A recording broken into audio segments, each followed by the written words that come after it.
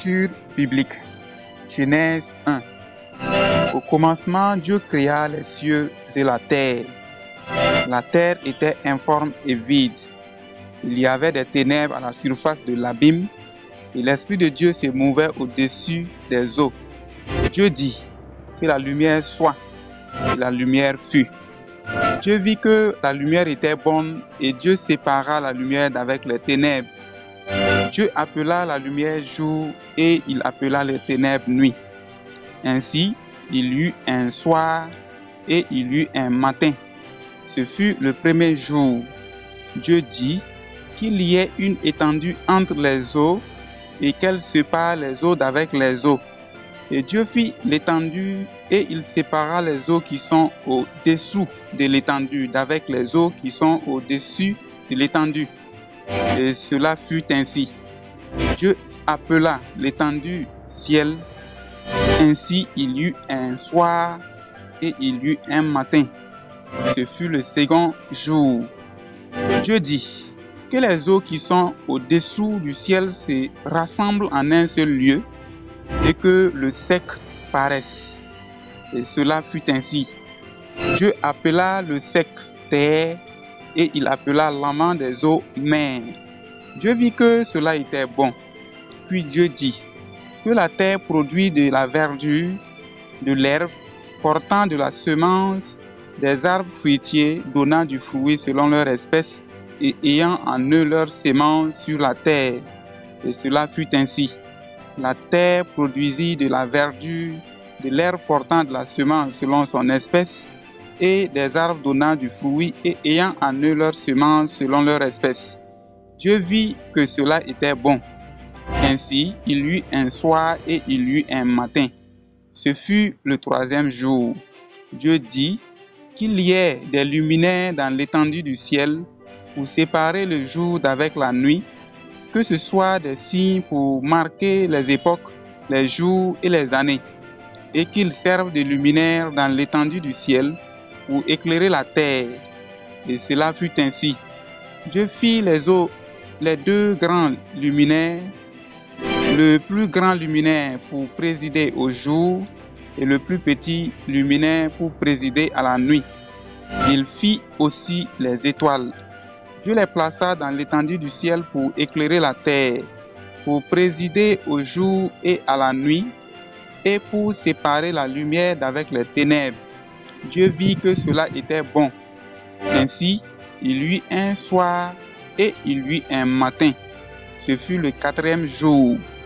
Dieu dit que les eaux produisent en abondance des animaux vivants, et que des oiseaux volent sur la terre vers l'étendue du ciel.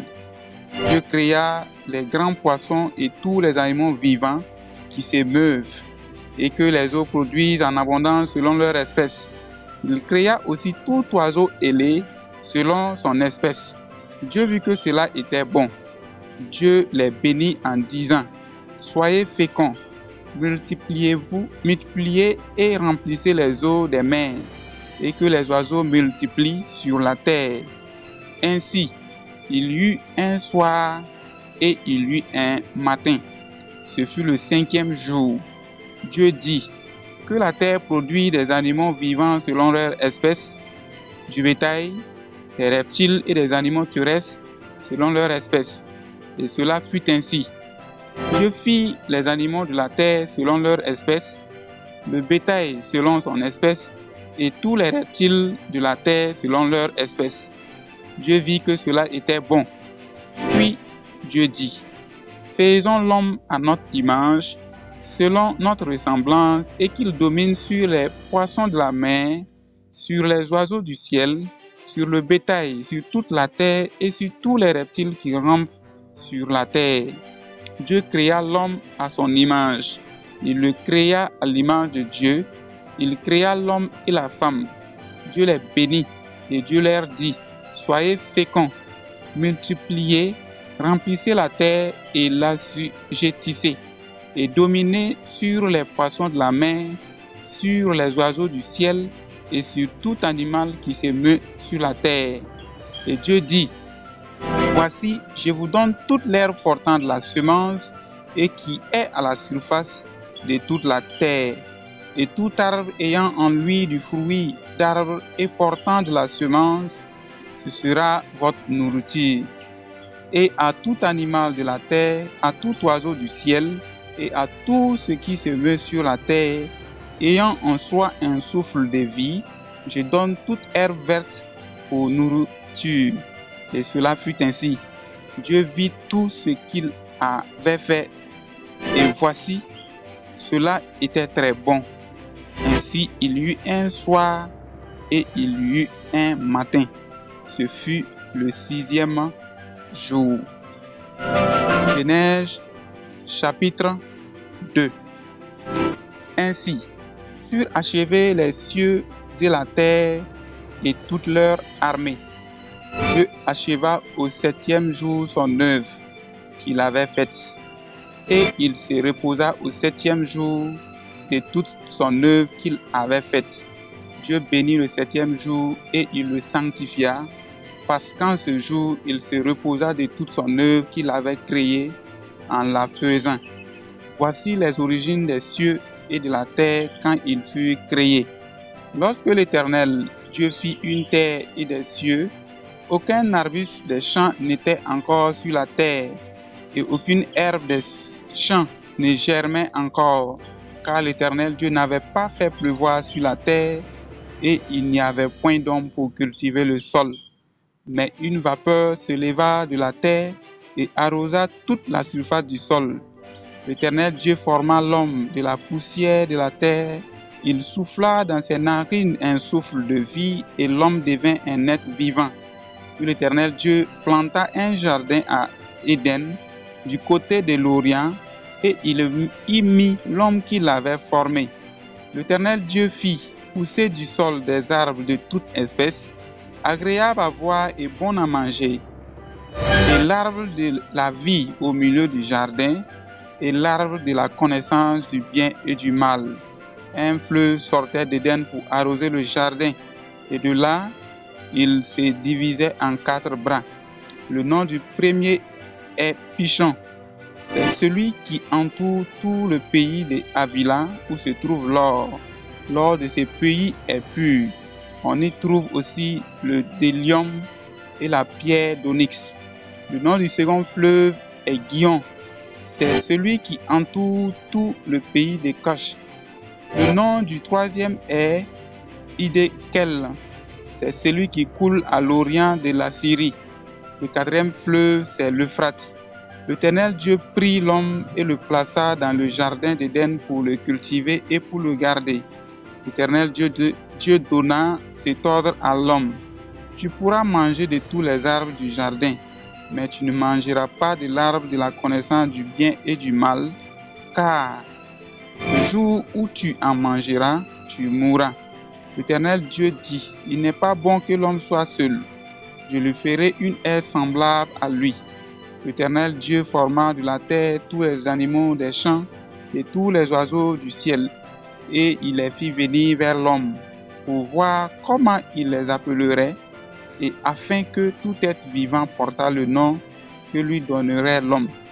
Et l'homme donna des noms à tout le bétail, aux oiseaux du ciel et à tous les animaux des champs, mais pour l'homme, il ne trouva point d'air semblable à lui.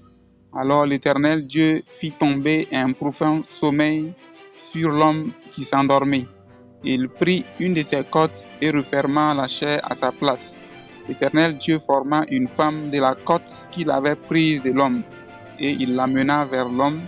Et l'homme dit, voici cette fois-ci celle qui est os de mes os et chair de ma chair. On l'appellera femme parce qu'elle a été prise de l'homme. C'est pourquoi l'homme quittera son père et sa mère et s'attachera à sa femme, et ils deviendront une seule chair. L'homme et sa femme étaient tous deux nus, et ils n'en avaient point honte. Matthieu chapitre 1.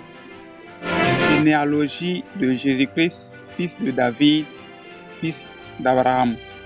Abraham engendra Isaac. Isaac engendra Jacob. Jacob engendra Judas et ses frères. Judas engendra de Tamar, Pharès et Zara. Pharez engendra Esrom. Esrom engendra Aram. Aram engendra Aminadab. Aminadab engendra Nasson. Nasson engendra Salmon. Salmon engendra Boaz de Rahab. Boaz engendra Obed de Ruth. Obed engendra Isaïe. Isaïe engendra David. Le roi David engendra Salomon de la femme d'Uri. Salomon engendra Roboam. Roboam engendra Abia. Abia engendra Asa. Asa engendra Josaphat. Josaphat engendra Joram. Joram engendra Ozias. Ozias engendra Joatam. Joatam engendra Akaz. Akaz engendra Ézéchias. Ézéchias engendra Manassé. Manassé engendra Amon. Amon engendra Josias. Josias engendra Jéconias et ses frères au temps de la déportation à Babylone. Après la déportation à Babylone, Jéconias engendra Salatiel. Salatiel engendra Jorobabel. Jorobabel engendra Abiud. Abiud engendra Eliakim. Eliakim engendra Azor. Azor engendra Sadok. Sadok engendra Hakim. Hakim engendra Eliud. Eliud engendra Éléazar. Éléazar engendra Matan. Matan engendra Jacob.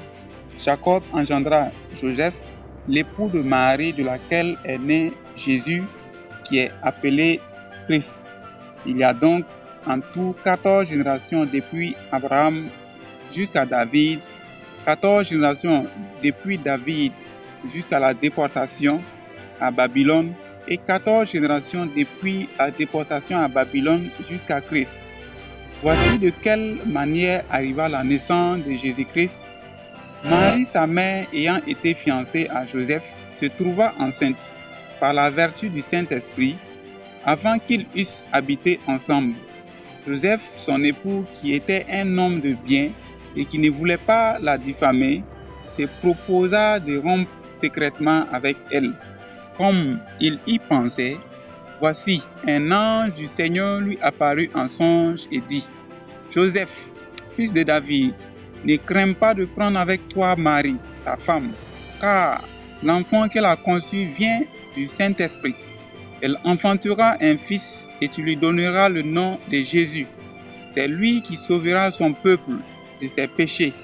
Tout cela arriva afin que s'accomplisse ce que le Seigneur avait prononcé par le prophète. Voici, la Vierge sera enceinte, elle enfantera un fils et on lui donnera le nom d'Emmanuel, ce qui signifie Dieu avec nous. Joseph s'étant réveillé fit ce que l'ange du Seigneur lui avait ordonné et il prit sa femme avec lui. Mais il ne la connut point jusqu'à ce qu'elle fût enfantée, eut enfanté un fils auquel il donna le nom de Jésus. Nous sommes à la fin de notre étude biblique de ce jour qui a porté sur les chapitres 1 et 2 de Genèse et sur le chapitre 1 de Matthieu.